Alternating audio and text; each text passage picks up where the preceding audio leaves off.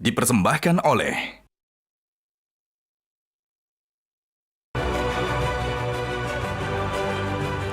Selamat malam para pemirsa, ketemu lagi di Hot Room dengan saya Hotman Paris. Baru-baru ini masyarakat Indonesia dikejutkan oleh kasus bunuh diri satu keluarga di suatu apartemen di Penjaringan, Jakarta Utara. Setelah sebelumnya juga kasus bunuh diri di Depok dan di Malang. Bahkan menurut data ada 700 kasus bunuh diri di Indonesia dan merupakan peringkat keempat penyebab kematian. Fenomena apa ini? Apakah ini murni masalah ekonomi, masalah bullying, atau masalah kepercayaan? Inilah Hot Room, masalah ekonomi berakhir bunuh diri.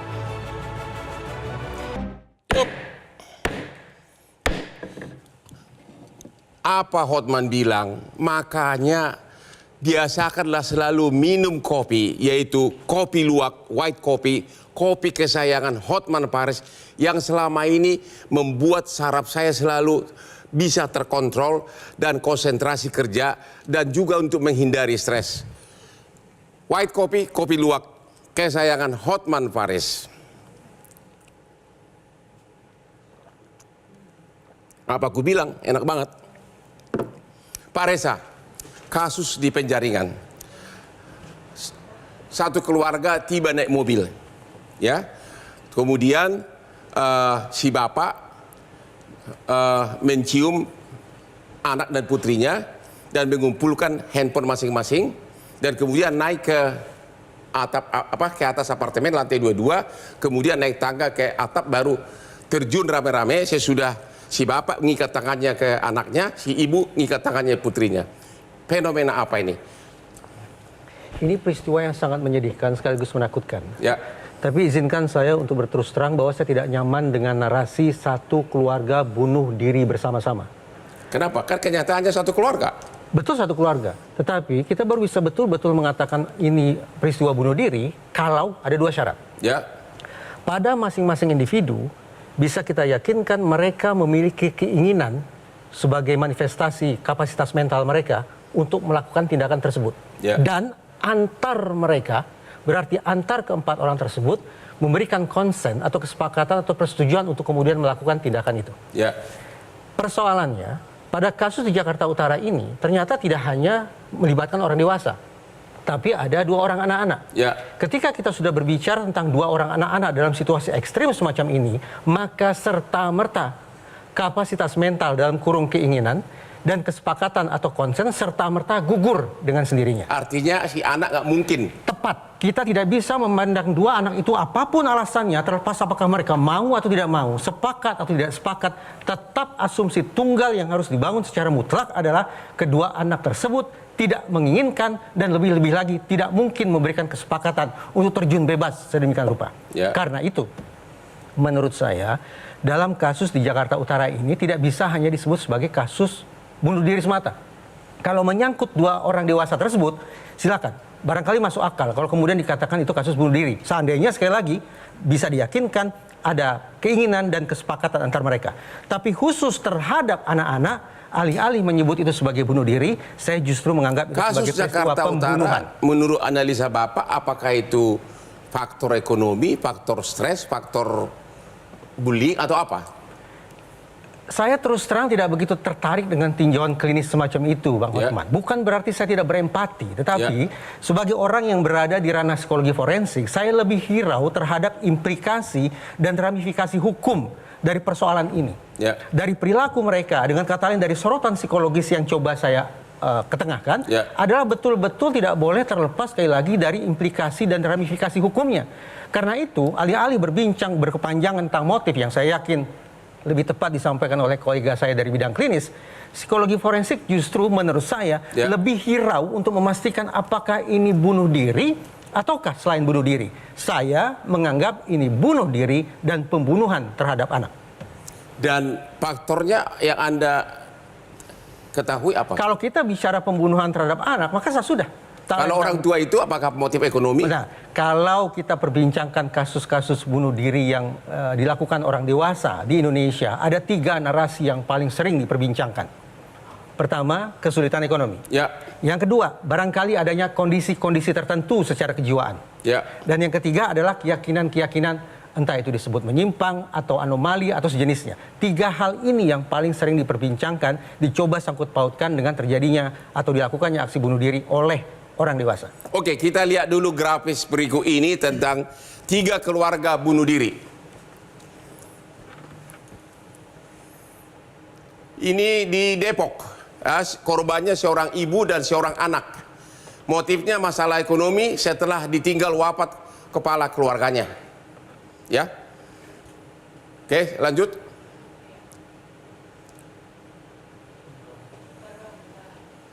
Kasus bunuh diri kedua baru-baru ini, yaitu guru SD di Malang, Desember 2023. Korbannya seorang ayah, ibu, dan anak.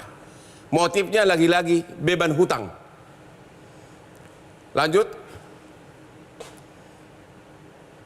Dan ada satu hal yang aneh di sini, yang tadi itu, ya. Satu sengaja, anaknya 2, satu dibawa bunuh diri, satu sengaja ditinggalkan hidup dengan pesan agar sekolah baik-baik dan belajar baik-baik, dirawat oleh kakeknya. Berarti penuh kesadaran. Ya. Kasus ketiga, itulah yang dipenjarakan Jakarta Utara, Maret 2024, ayah, ibu, anak 2, dan ini juga motif katanya masalah finansial, di mana mereka saling mengikatkan dengan tali tangan masing-masing dan sama-sama lompat ke bawah. Pak Muhammad Iqbal, ya, Bang. Apa fenomena apa ini? Kenapa harus satu keluarga? Kenapa harus anaknya dibawa? Ya, saya tidak bisa, karena saya tidak memeriksa para korban atau pelaku yang disebut Mas Reza tadi. Saya bercerita tren-tren terkini dalam klien-klien kami di dalam masalah keinginan bunuh diri. Ya. Semuanya berhubungan dengan kata kunci online. Game online, pinjaman online, media online, yang ini sekarang banyak mempengaruhi perilaku masyarakat kita yang terhubungan dengan perilaku antisosial. Ya. Jadi banyak orang sekarang kesepian di tengah keramaian follower. Banyak orang sekarang merasa hampa karena tidak berteman dan tidak bersosialisasi. Ya. Banyak orang lebih banyak hutang mungkin. Mungkin para konglomerat juga berhutang. Ya. Tetapi kenapa ada orang yang berhutang lalu dia merasa bahwa ini adalah sesuatu yang berat? Jawabannya apa? Karena dia tidak bergaul. Karena dia tidak bergaul. Ya, tidak punya teman, tidak punya teman bercerita, Ya. tidak punya support system daripada keluarga besar, dan ini membuat masyarakat sekarang menjadi salah satunya merasa kesepian. Dan kata-kata kesepian inilah yang membuat banyak orang merasa hidupnya hampa, tak bermakna. Nah, saya menduga pinjaman online sekarang menjadi tren. Karena beberapa kasus yang kami tangani terkait pinjaman online ini, mereka mendapatkan intimidasi, Ya. bully, Ya. dipermalukan. Yang paling berat bagi seorang ayah adalah ketika nama baiknya sudah hancur dan tidak ada yang dia banggakan dari keluarganya. Ya. Dan untuk itu saya menduga, walaupun tidak dalam kasus ini, tapi beberapa tren yang kami tangani di rumah konseling itu terkait dengan kata-kata online tadi. Pinjaman online, game online, media online, termasuk film yang menginspirasi mereka. Ya. Karena beberapa kasus ketika saya tanya, mereka ternyata suka menonton film-film di mana di negara itu budaya bunuh diri itu biasa.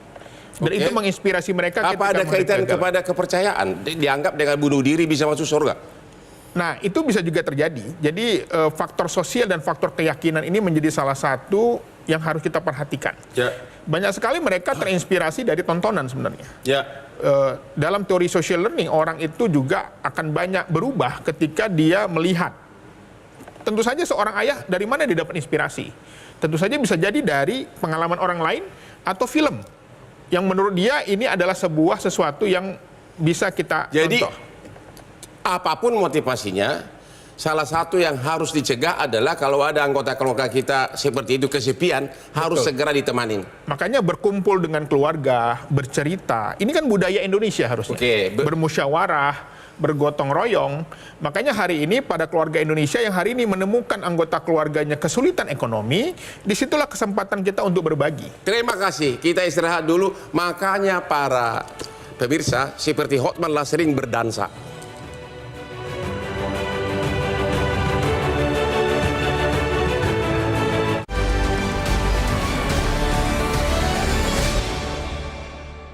Dipersembahkan oleh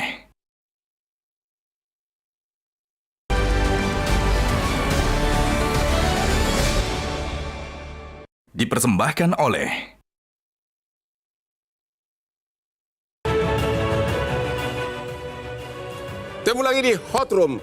Berikut ini kita akan melihat dulu grafis peningkatan kasus bunuh diri di seluruh wilayah Indonesia. Tahun 2022 ke 2003 terjadi peningkatan. Ya, tahun 2022 ada 900 kasus bunuh diri. Tahun 2023 sampai Oktober ada 971 kasus bunuh diri di Indonesia. Jadi memang ini benar-benar masalah serius. Bapak kriminolog Pak Muhammad Mustafa, coba dari segi kriminologi apa sebenarnya yang terjadi? Saya melihatnya lebih merupakan keadaan ketika negara dan masyarakat gagal di dalam memastikan ketika ada warga negaranya menghadapi masalah, kemudian dia bunuh diri, gagal. Ya. Artinya banyak informasi yang justru lebih mengarahkan orang ketika menghadapi masalah untuk bunuh diri. Ya. Seperti tadi disampaikan oleh Mas Iqbal gitu. Yang kedua, kegagalan negara dan masyarakat untuk menghasilkan seorang kepala keluarga yang tidak mengajak anggota keluarganya bunuh diri ketika menghadapi masalah. Ya. Dan itu persoalan-persoalan bahwa penanaman nilai-nilai anti bunuh diri, penyelesaian masalah yang lebih baik, itu amat sangat kurang. Kita lebih banyak diberikan contoh cara-cara pemecahan masalah yang antisosial. Sinetron lebih banyak menceritakan rebutan waris, selingkuh, gitu, dan segala macam gitu. Harusnya apa sih? Harusnya dikonter juga dengan film-film tentang bagaimana membangun suatu keluarga yang sejahtera. Ya. Ketika menghadapi masalah, tahu cara menyelesaikan masalah yang tidak antisosial. Tapi bagaimana bisa sejahtera seperti kata Pak Iqbal tadi, kalau pinjol sudah melilit, ya, Itu kalau termasuk, pinjam online ya, sudah melilit, apa yang disejahterakan? termasuk informasi bagaimana ketika mempunyai masalah keuangan, Ya. ada cara-cara yang tidak memberatkan untuk menyelesaikannya. Jadi menurut gitu. Bapak, faktor utama bunuh diri di Indonesia apa? Faktor ekonomi atau faktor keluarga atau apa? Kalau secara kriminologi, sosiologis ada sejumlah faktor. Ya. Ya, biasanya kami mengacu kepada teorinya Durkheim. Yang Ya. pertama adalah egoistik. Egoistik itu artinya dia merasa malu ketika gagal. Merasa malu karena gagal. Yang kedua anomik. Anomik, Anomik tadi seperti misalnya patah hati. patah hati. Gitu ya. Ya, untung saya Yang nggak pernah patah hati. ketiga altruistik. Oke. Bunuh diri untuk kepentingan yang lebih luas seperti para teroris percaya dia Oke. bunuh diri itu mengangkat atau menjunjung nilai-nilai yang dia percaya Oke. sebagai baik. Tapi di Indonesia majority faktor apa menurut analisa Bapak? Lebih banyak yang berhubungan dengan psikologis karena data yang terbanyak itu di Jawa Tengah, Ya. khususnya Gunung Kidul. Dan data yang paling banyak orang bunuh diri itu orang tua yang loneliness, kesepian. Di Gunung Kidul Iya. banyak orang bunuh diri? Iya. Oke, kita Ditinggal lihat oleh dulu anaknya. grafis berikut ini untuk seluruh wilayah Indonesia. Di mana kasus bunuh diri itu?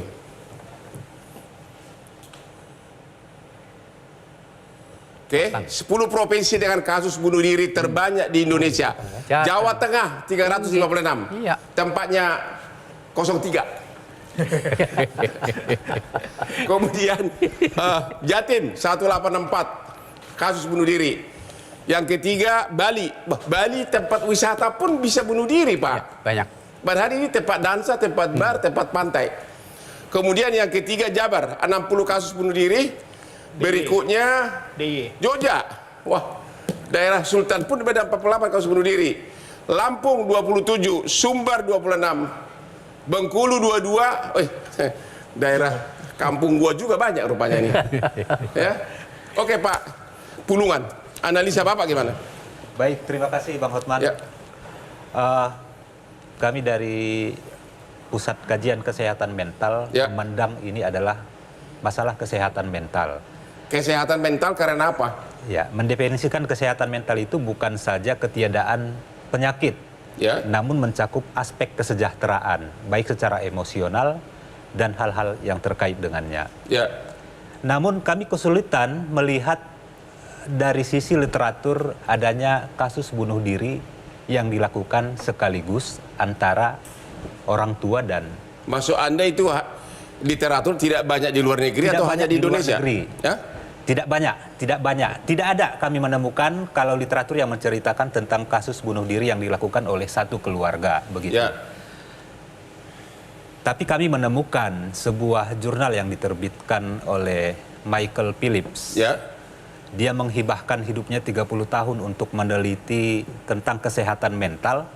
Dia menyebutkan bahwa ada 3 kriteria yang terkait dengan kepercayaan dalam sebuah keluarga. Yang pertama menganggap bahwa bunuh diri itu sesuatu hal yang biasa ketika tidak mampu lagi menghadapi masalah. Oke. Yang kedua adalah bunuh diri itu terkait dengan gangguan mental. Ya. Dan yang ketiga adalah perpaduan antara keduanya. Oke. Artinya kami melihat kasus ini, kasus bunuh diri ini, berdasarkan perspektif Michael Phillips tersebut, adanya faktor budaya dan keyakinan yang dianut dalam sebuah keluarga. Ya. Terus terang saya tidak melihat rasa sedih dari mata anak-anaknya ketika akan melakukan bunuh diri. Apa dia tidak tahu bakal bunuh diri? Ya. Walaupun itu cuplikan, saya tidak yakin dia tidak tahu karena sudah dipersiapkan dengan matang. Walaupun pada akhirnya ini sebatas spekulasi barangkali, Bang. Pada akhirnya tangannya diikat. Kalau dilihat secara ikatan ini apakah bisa diartikan secara metafora atau Paksaan. bagaimana? Atau paksaan, kurang lebih seperti itu. Artinya dalam konteks Indonesia sebenarnya kami melihat bahwa ketahanan psikologis kita bermasalah. Maksud Anda bahwa itu bukan murni faktor ekonomi, tapi ada juga bahwa seolah-olah kalau bunuh diri itu nyampe ke suatu tempat yang lebih damai? Saya meyakini tidak ada satu faktor tunggal penyebab kasus bunuh diri. Pasti ini banyak faktor yang berkelit-kelindan. Ya. Apakah itu faktor ekonomi, faktor depresi, dan hal lainnya. Mayoritas faktor apa? Penyebab utama. Analisa Bapak. Saya tidak bisa menyebutkan mayoritas, Bang, karena ini kan faktornya berkelit-kelindan, saling mempengaruhi. Oke.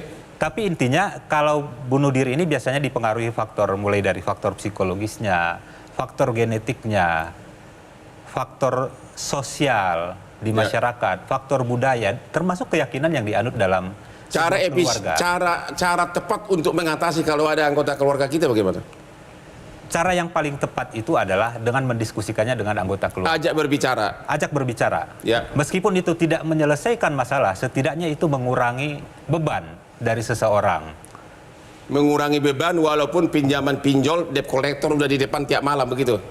Iya, artinya itu ketika dikomunikasikan ada tambahan energi untuk menyelesaikan masalah yang dihadapi. Ada tambahan energi kalau diajak bicara. Wah, itu suatu saran yang sangat bagus, karena kita memang juga begitu. Kalau kita ada masalah, ada teman curhat, ya. Apalagi Pak? Ya, saya kira itu dulu, Bang. Oke. Apakah menurut Anda? Oke, saya tanya ke Pak Iqbal. Sekarang ini kan pinjol masuk ke banyak universitas. Apakah dalam waktu dekat bakal banyak mahasiswa akan bunuh diri? Sangat mungkin, karena semua nanti berujung pada depresi. Ya. Kenapa? Malu. Lalu mereka mulai kehilangan energi, kehilangan tenaga, malu bertemu orang, karena implikasi dari orang tidak mampu membayar adalah dipermalukan. Tidak bayar pinjol, dipermalukan. Iya, makanya perguruan tinggi kalau mengambil kebijakan melibatkan pinjol dalam pembayaran uang kuliah, dia juga harus menyiapkan mahasiswa-mahasiswa yang bertanggung jawab atas pilihan-pilihan itu. Ya. Karena kata kuncinya adalah banyak sekali orang kenapa dia harus depresi, padahal dia yang bertanggung jawab. Ya. Dia meminjam dengan rasional, dengan akal sehat. Tapi ketika ditagih, dia lepas tangan. Seharusnya dia memang harus bertanggung jawab, melatih anak-anak kita untuk bertanggung jawab atas pilihan-pilihan itu. Tetapi lagi-lagi, pinjol pun harus ditertibkan. Karena cara-cara yang dilakukan itu merusak mental, dan itu tentu saja bertentangan dengan aspek hukum kita. Terima kasih. Pak Iksan, dari segi kepercayaan, apakah memang ada orang karena faktor kepercayaan kalau bunuh diri itu lebih tepat nyampe di surga? Ya, tentu ini menjadi PR baru Ya. ya bagi pemerintah dan pemuka agama. Dari perspektif agama tentu pendekatannya. Ya. Pertama tadi kegagalan ya aparatur bagaimana mencegah tadi yang disampaikan oleh Bung Iqbal, Mas Sukri dan Mas Indragiri tadi bahwa pinjol ini sudah menghantui kalangan semua, Ya. dari mahasiswa sampai ibu-ibu, dan banyak juga kita membaca para pengguna pinjol ini yang melakukan bunuh diri. Ya. Dan ini tentu harus menjadi PR besar bagi aparatus hukum khususnya, bagaimana mencegah atau meminimais tumbuhnya pinjol-pinjol ini. Ya, dan saya sependapat kalau yang kejadian yang kemarin itu adalah bukan melulu bunuh diri, tetapi juga sebagai pembunuhan terhadap anak bisa juga masuk. Ya. Karena apa? Kejadian di Jakarta Utara itu kan tidak semata-mata orang tuanya yang bunuh diri dengan ayah ibunya, tetapi juga anak-anak. Dan saya sepakat dengan Bung Reza bahwa anak-anak tidak mungkin menyetujui untuk melakukan bunuh Anak-anak diri. tidak mungkin menyetujui. Kita istirahat dulu, nanti Bapak lanjutkan. Temu lagi di Hot Room.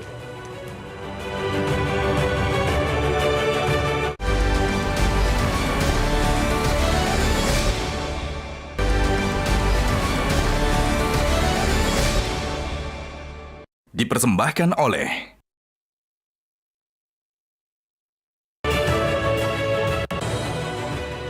Temu lagi di Hot Room. Apakah pemirsa tahu saya ini menangani perkara ratusan? Karena perkara itu kan tidak selesai dalam waktu 1-2 tahun.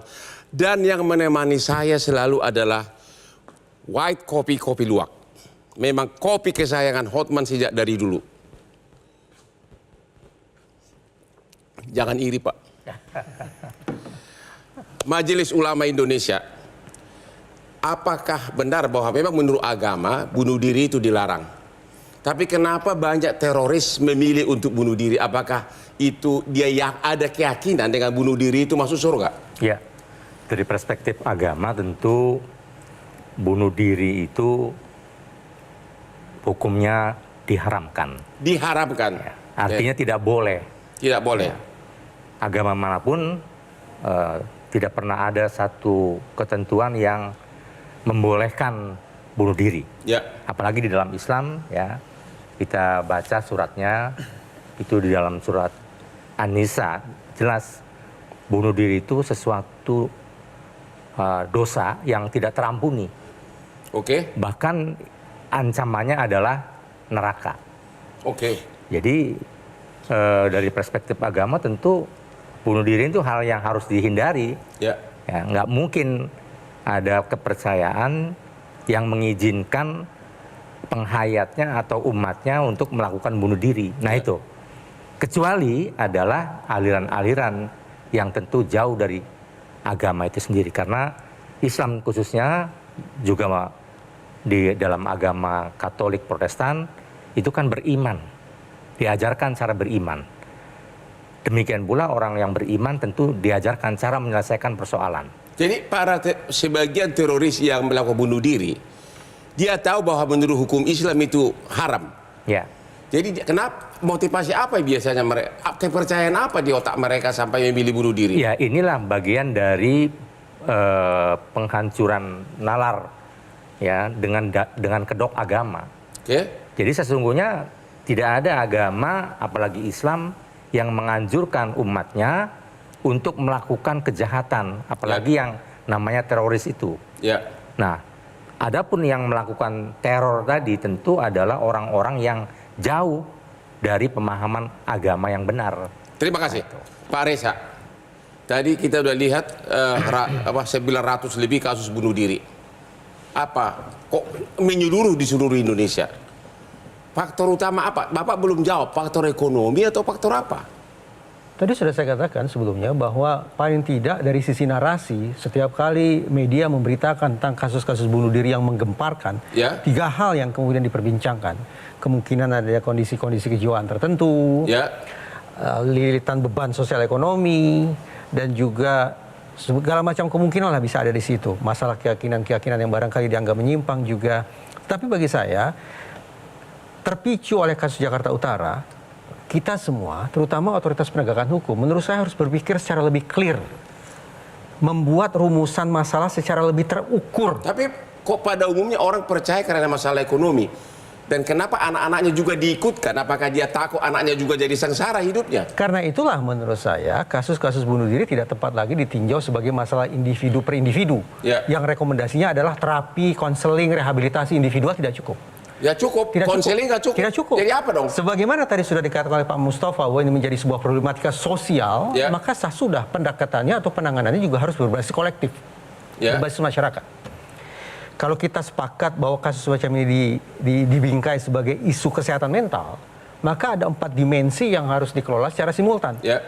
Promotif, preventif, kuratif, dan rehabilitatif. Ya. Selama ini tampaknya kita lebih berfokus pada upaya-upaya untuk menangani orang yang kadung punya gangguan jiwa. Ya. Tetapi terkait dengan preventif, lebih-lebih lagi ke titik hulu, promotif, sepertinya tidak banyak yang kita lakukan di situ. Contoh, ketika saya tanya ke Bang Hotman, apa kabar? Jawabannya pasti baik-baik saja. Ya. Bahkan ketika saya tanya dalam bahasa Inggris, how are you? Hampir bisa dipastikan jawabannya adalah fine. Ya. Jawaban baik atau fine itu mengindikasikan bahwa sadar tidak sadar kita terkondisi untuk menutup-nutupi beban batin yang kita rasakan. Cara mengatasi gimana? Promotif berarti Dari kita keluarga terutama. tidak hanya keluarga, tadi saya katakan levelnya sudah sampai ke masyarakat. Ya. Bagaimana kemudian masyarakat diedukasi ulang agar menganggap bahwa masalah sesungguhnya dialami oleh setiap orang. Karena itu pokok persoalan bukan pada masalah itu sendiri. Ya. Tapi pokok persoalan muncul adalah ketika masyarakat atau keluarga atau individu tidak mencari pertolongan sama sekali. Tidak mencari pertolongan kepada siapa? Entah itu kepada alim ulama, entah itu kepada kepala suku, entah kepada otoritas kesehatan, siapapun itu yang Terima dianggap kasih. kompeten. Pak Iqbal, Iya, Bang. coba ceritakan dulu di luar negeri, terutama pengalaman Bapak melihat kondisi di Jepang.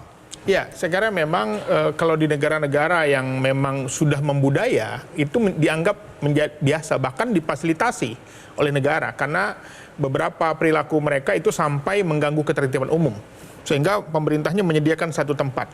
Dan memang kan di Indonesia ini memang menariknya masyarakat kita suka. Jadi di Jepang disediakan satu tempat untuk bunuh diri. Ya, itu yang saya dengar dan langsung baru dari sana. Jadi dan menariknya film-film yang diproduksi negara-negara yang membudaya bunuh diri itu sering ditonton oleh masyarakat Indonesia. Dan saya menduga itu bisa menjadi menular budaya itu.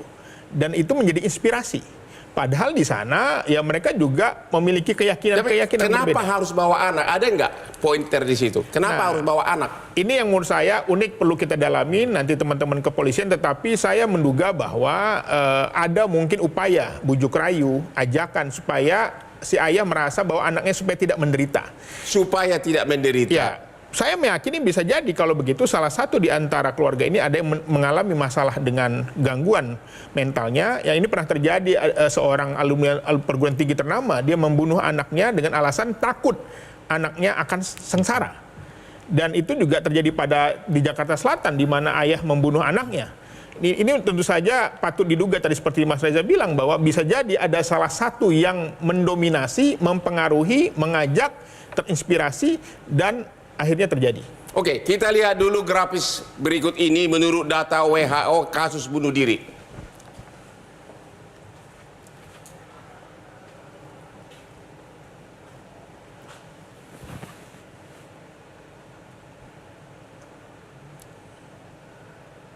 Pada 28 Agustus 2023 ya, ada 700.000 orang meninggal di seluruh dunia karena setiap tahunnya karena bunuh diri. Dan bunuh diri menjadi penyebab kematian tertinggi keempat pada usia 19-29 tahun. Keempat di dunia. Gimana Pak Pulungan komentarnya atas ini? Ya, bahkan sekarang dalam literatur itu disebutkan umur 10 tahun itu sudah ada yang melakukan bunuh diri. Ya. Yang masih kategori anak seharusnya. Ya. Belum memahami bagaimana dunia ini. Tapi di begitu, Indonesia Bang. banyakkan orang tua Ya. yang membawa anaknya. Ya, kebanyakan orang tua. Dan motifnya selain tadi yang disebutkan oleh Bang Hotman mengenai ekonomi, dalam sebuah literatur yang berjudul Culture and Mental Illness itu menyebutkan bahwa bunuh diri itu kebanyakan dilakukan oleh seseorang yang status sosial ekonominya lebih rendah. Oke. Artinya ini berkaitan dengan masalah ekonomi. Kegagalan berkaitan dengan masalah ekonomi. Solusinya menurut kami adalah menggencarkan promosi kesehatan mental. Ya, caranya gimana? Ya, masyarakat kita pada hari ini tidak tahu sebenarnya bagaimana menghubungi, bagaimana menghubungi katakanlah pemerintah ketika mengalami masalah gangguan-gangguan. Gimana mental. caranya? Kemana? Ke siapa? Ya, harusnya pemerintah menyediakan sarana yang dapat diakses oleh semua masyarakat. Bukannya ada online? Kalau nggak salah ada online, bisa ditayangkan nggak? Itu dia tuh, ya. Oke. Betul. Ini benar nggak ini?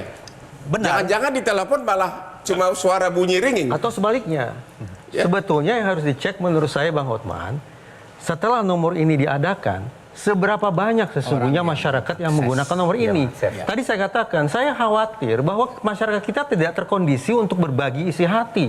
Oke. Kalau benarlah dugaan saya ini, maka praktis nomor ini tidak akan laris, tidak akan dibeli oleh Ada masyarakat. yang tahu nggak? Ada orang nggak yang pakai ini? Saya tidak tahu, Bang, apakah banyak yang menggunakan opsi yang diberikan ini untuk mengatasi masalah kesehatan mental. Tapi yang ingin saya katakan, kalaupun pada hari ini tidak banyak yang menggunakan layanan ini, bagaimana pemerintah memberikan akses yang seluas-luasnya kepada masyarakat. Ya. Kalaulah masalahnya budaya, harusnya dalam budaya itu juga diperkenalkan bagaimana promosi kesehatan mental. Sehingga kemudian budaya yang dikatakan, kalau selama ini kan dikatakan bahwa budaya kita itu katakanlah dianggap tabu untuk menceritakan masalah yang terkait dengan gangguan mental. Artinya ini yang harus dilakukan oleh pemerintah. Sehingga terjadi pergeseran paradigma bagaimana memandang kesehatan mental ini. Kenapa? Karena bagaimana pandangan masyarakat tentang kesehatan mental itu terkait dengan pandangan mengenai bunuh diri ini. Oke, Pak Mustafa, kenapa? Kok bukannya terlalu jauh harus negara yang mengetahui mengenai kesehatan mental orang? Orang ekonominya aja nggak bisa ditolong. Mungkin negara yang paling bertanggung jawab, tetapi di dalam eksekusinya harus melibatkan seluruh sektor yang ada di dalam masyarakat. Ya. Misalnya pada tingkat paling kecil dah, kalau di Jakarta kan RT gitu. Ya. RT itu sebetulnya didesain sebagai orang yang bisa membantu menyelesaikan masalah. Artinya seharusnya adalah orang yang arif bijaksana. Bukan dipilih secara one man one vote, tetapi adalah orang yang memang paling arif bijaksana di lingkungan itu karena tempat bertanya, tempat mengeluh gitu. Nah, ini setting seperti ini perlu diperhatikan. Kemudian tokoh agama juga demikian. Harus lebih banyak diketahui bagaimana kita menghubungi, di mana menghubungi, diperluas, tidak cukup hanya hotline telepon gitu. Dan itu yang kurang disebarluaskan dan negara harus bertanggung jawab untuk Apakah ada membuat perasaan itu. malu untuk konsultasi? Sebetulnya kan makanya kalau alternatifnya banyak, makanya dia punya pilihan. Kalau orangnya katakanlah pemalu, dia bisa menggunakan komunikasi melalui telepon karena anonim gitu kan. Tapi kalau dia lebih religius barangkali punya pilihan untuk berhubungan dengan tokoh agama. Tapi kalau dia di lingkungan RT-nya merasa, aduh Pak RT ini bisa dimintai untuk menyelesaikan Pak Reza, masalah gitu. Secara psikologis ada rasa malu nggak untuk curhat seperti itu tentang kesehatan mental dirinya sendiri? Ada riset yang unik menurut saya. Jadi simpulannya adalah ketika masyarakat Barat lebih tergerak oleh perasaan bersalah, konon masyarakat Timur lebih tergerak oleh perasaan malu. Kalau hasil riset itu kita terapkan untuk menjawab pertanyaan Bang Hotman, maka masuk akal kalau kita menduga bahwa masyarakat kita akan merasa aib luar biasa seandainya menceritakan masalah mereka. Ya Pak Iksan, apa benar bahwa masyarakat kita lebih menonjolkan rasa malu, aib? Sebenarnya kalau kita lihat realitanya secara perspektif keagamaan lagi saya pandangan saya, ini kan di lingkungan kita kan ada musola, surau, munase, masjid yang dapat digunakan oleh umatnya, juga gereja di mana-mana kan, digunakan oleh umatnya untuk berkonsultasi dengan pendetanya, dengan kiainya, dengan ustadznya. Dan itu juga bisa menekan kecil kemungkinan orang akan melakukan bunuh diri. Itu pasti dipastikan. Oke. Nah, kenapa ini penyebabnya adalah hal yang sangat-sangat luar biasa tentu. Tekanan yang luar biasa misalnya nih, untuk anak-anak bullying yang luar biasa. Dan ini terjadi sampai hari ini. Yang susah juga untuk mengatasinya. Kelihatannya segan juga ini. Kita semua bareng-bareng mengatasi bullying terhadap anak-anak. Juga tadi, sudah jelas pinjol korbannya berjatuhan ya di mana-mana, tetapi dilegalkan, bahkan masuk kampus. Nah ini kan suatu yang tidak kreatif, yang kemudian ketika ada masalah yang besar menekan masyarakat, dilimpahkan kepada pemuka agama. Seakan-akan agama tidak berfungsi. Padahal jelas di dalam agama, terutama Islam, ya saya kira sama di dalam agama Protestan, Katolik, dan yang lain. Tadi yang diminta jawab oleh Bang Hotma, mengapa bawa anak? Sudah jelas kalau di dalam ajaran agama itu, di dalam surat Al-Isra ya, dan janganlah kamu membunuh anak-anakmu karena takut miskin.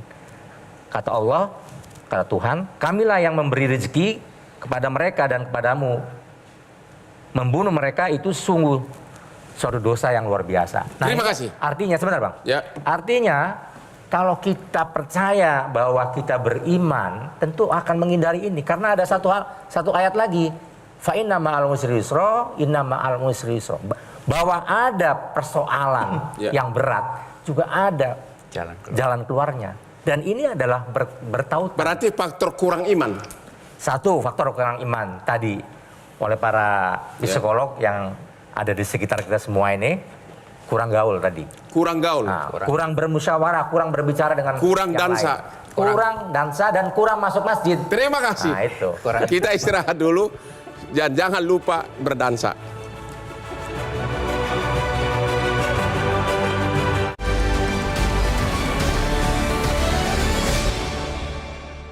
Dipersembahkan oleh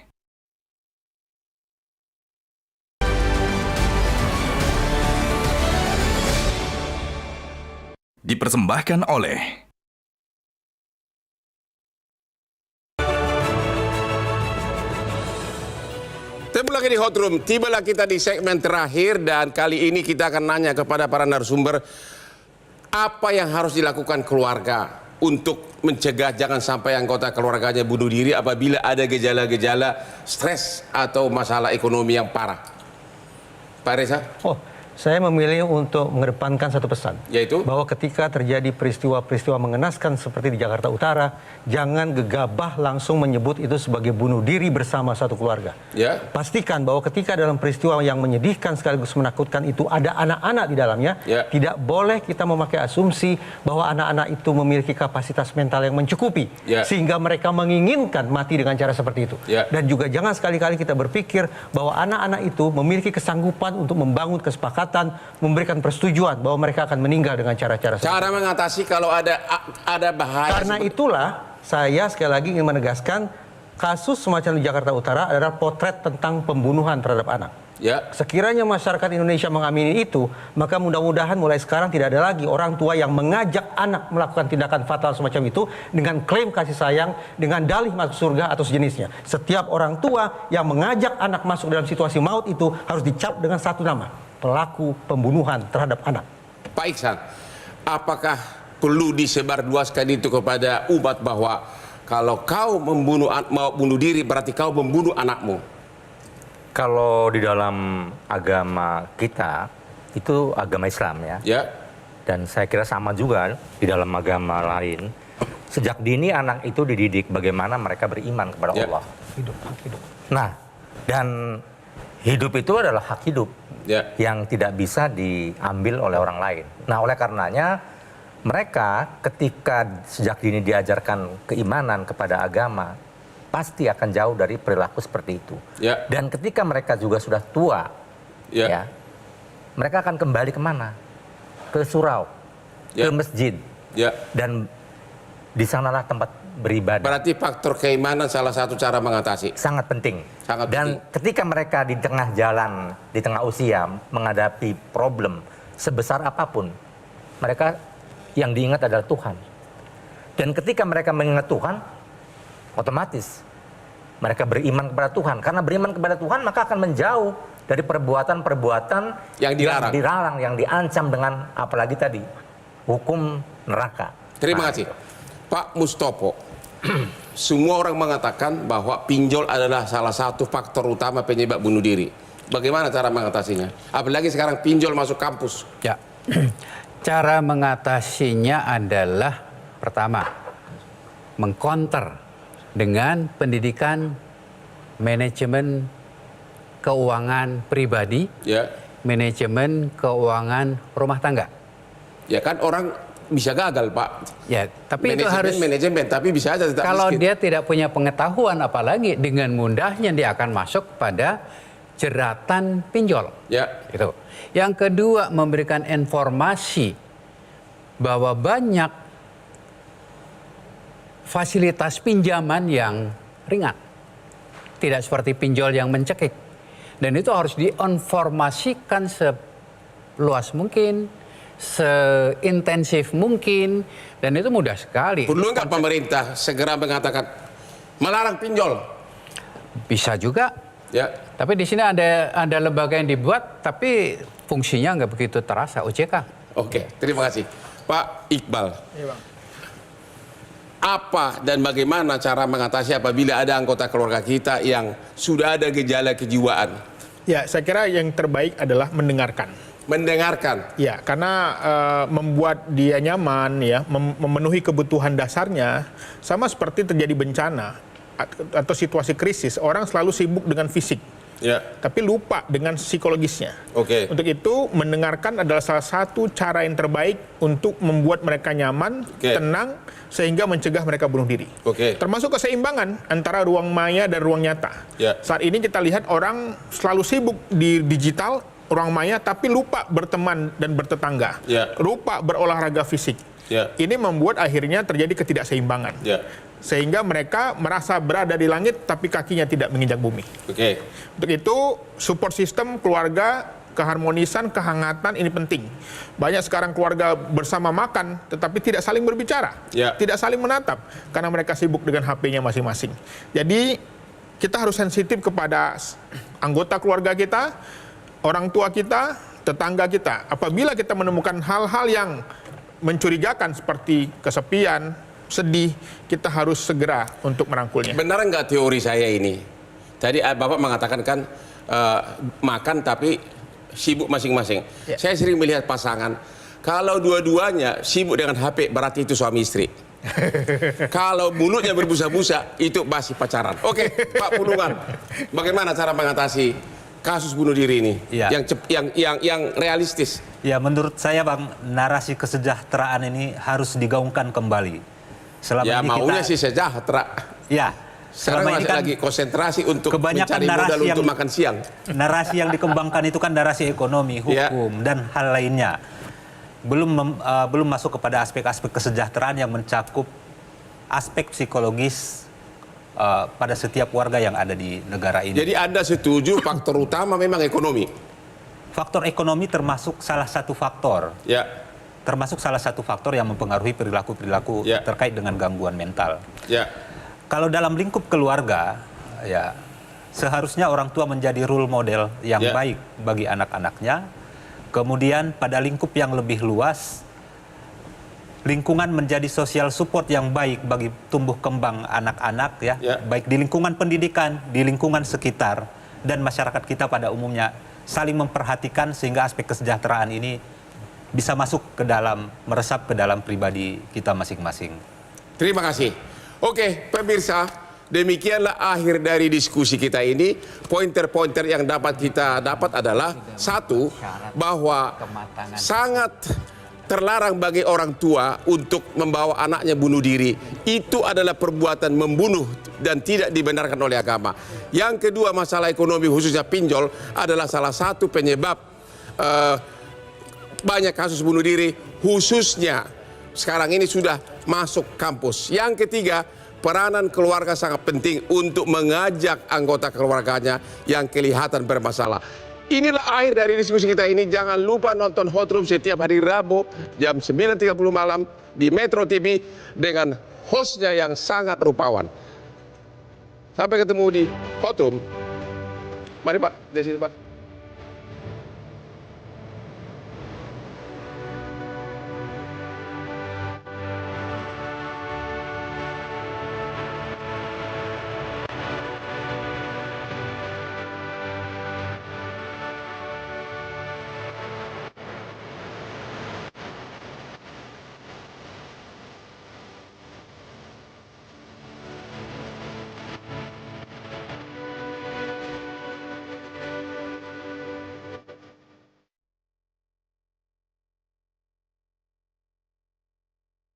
Jelajahi cara baru mendapatkan informasi. Download Metro TV Extend sekarang.